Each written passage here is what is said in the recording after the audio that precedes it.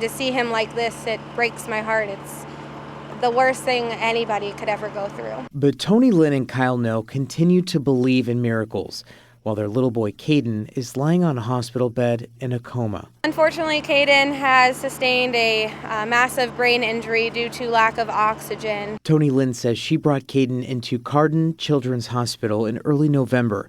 She says he had the crew cough, and it took staff more than 10 hours to admit her son. They watched him, they gave him medicine, nothing was working. He was really struggling to breathe that whole time. Doctors moved Caden to the pediatric intensive care unit.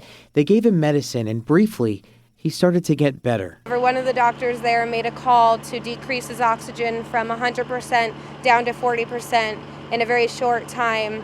And within an hour, the doctors were scrambling to try to intubate him. Caden's mom says his struggle to breathe restricted his airways. It took staff 3 times to complete the procedure. Unfortunately, during that process, his oxygen levels were single digits and his heart rate was in the low 20s.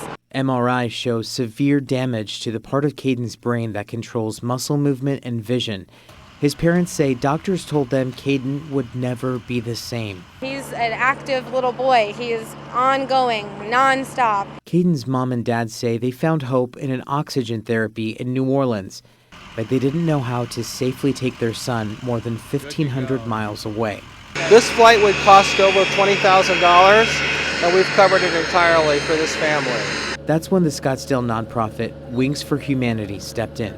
We were able to have the funds and provide our plane with the crew, the pilots, and the nurses to be able to transport Caden from Phoenix to New Orleans. We started to think that maybe he would come out of this and make a full recovery. Joey Carrera. I mean, he's only 3, and he had his whole life ahead of him. Arizona's Family.